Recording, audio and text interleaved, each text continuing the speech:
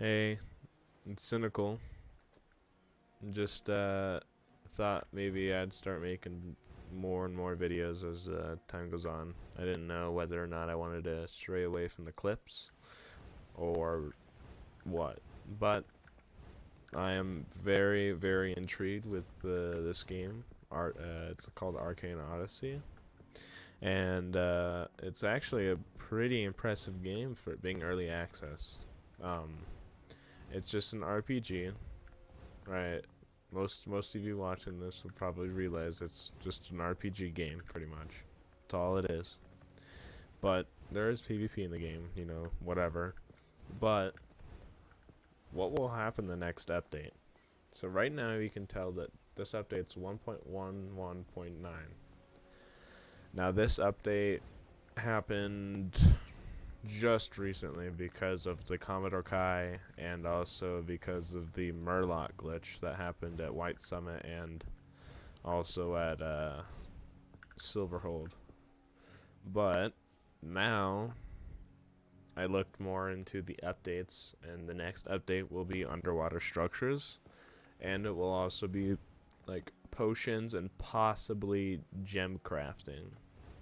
So right now would be your best time to get gems and to get different fruits, because potions are going to be made using basic fruits off of the islands that we kind of just go around. It's like these bananas or pumpkins, green apples, limes, stuff like that will get you stuff. And I bet that your rock salts and these clams and sand dollars, scallops, etc., as well as the fins, the megalodon fins and the shark fins, will all be a factor in potion crafting. With this, will come along another part of the storyline. In this next part of the storyline, they'll be adding another fort. Now, this new fort actually adds in a significant amount of gameplay for us higher levels. Now, what they're going to be adding next time, just off of the first updates, it's going to be called Fort Castrum, which is a part of the Bronze Sea still. We will not get any Dark Sea update until probably a month or two from now, and today's March 26th, so it'll be quite some time. But there will also be random shipwrecks as well as, gem crafting. But we don't really know for sure if gem crafting will be a thing, just because we don't know if the developer of the game really wants to post this before the Dark Sea or not. He doesn't really know. But we do know potions are coming. We do know that diving points for people are coming, that shipwrecks are coming. And I also read on the Trello posts that ghost ships will also be a thing. It'll be a recurring factor when it comes to getting, shipwrecks and sunken treasure and stuff like that. Now, with this, I looked more into it when it came to, Trello. Trello is probably your best way to understand all of this and to read up on it. But just based off of the recent 1.11.23, which is a future, I think, bug update thing, it changes stuff like underwater shipwrecks would. So then people actually, get the textures of it. It'll be a huge gameplay change, I think. We can also look and see what they have as their higher lists. So just based off of weapon skills and stuff, they want more weapons skills eventually, but they don't really know what to add. So we know higher levels are going to happen, right? We can just see this based off of different, obviously your weapon levels. So this one, you need at least level 215 as just a warrior to be able to get the ultimate art, right? Which it's not really fair for conjurers. Conjurers don't get, your ultimate arts. And, conjurers rarely use their magic, actually. They use more weapons than magic, so it wouldn't really be considered fair. So I think there has to be at least, at bare minimum, this is just a bronze C weapon. At minimum, at least 500 levels.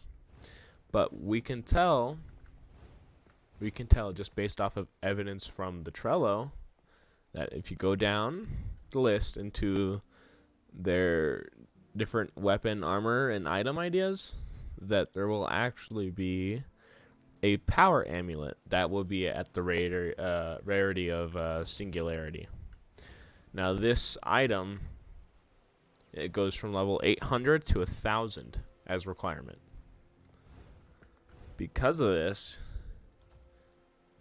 you actually end up being higher level. And since it has to be 1,000, that means we have to be level 1,000, giving us a solid 2,000 skill points. That's a lot. But the reason it's a lot is because of the weapons we have now. So these are, pretty. They're pretty damn good for being bronze C, but we don't know what's to come. There will also be new ships upcoming soon, where they will have bosses on them, and they will, be really, really difficult to kill. And actually, because of it, they're gonna add in boss music and stuff like that. I don't know if they're going to nerf King Calvus or not. But if they don't, then I don't know how much more dangerous the AI can get at that point. But then they're also thinking about clan building. They're wanting to post it this update, but I'm pretty sure they're not gonna. Where you're able to build on islands, and with this building, you actually, you gain infamy, obviously, from each island. But with the building, they want it to be able to give people buffs. So they even say in their Trello that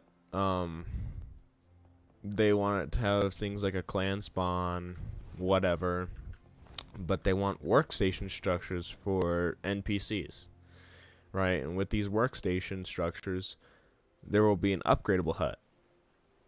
And depending on the level, you will get a server bonus for your clan. No one else can get it unless they build it themselves. And so with these clan updates, it comes actually a new form of PvP, right? Because you're going to have potions, you're going to have server boosts. Cooking's going to be a major factor, as they say that they talk about in the cooking section of the entire Trello thing, that cooking, they actually want to be a big thing. They say, hold on, let me look. They say that for each meal you cook, you can get increased slightly in the cooking skill, and you eventually level up, etc., etc. But they talk about, he talks about how, they give statuses, right? Of course they do. And that they want players to have filling foods, which give longer buffs and longer lasting movement speed. So that means we're going to have a lot more work to do, and that means there's going to be soon also an auction house. With this auction house, there will be, fishing rods for sale. You'll have weapons for sale, which gives lower players a better way of getting items rather than trying to farm for them. Especially now with Commodore Kai and stuff, not being able to be cheesed anymore, right? They're level 300. We would have to wait pretty much until next update if we want to get these bosses really low just by ourselves without any help. Arcane weapons are going to be a big thing too. I'm not really sure what Arcane weapons are going to be like, because all Arcane weapons are going to be are pretty much weapons forged out of different metal, right? And they want this metal to be meteors that just drop down from the sky.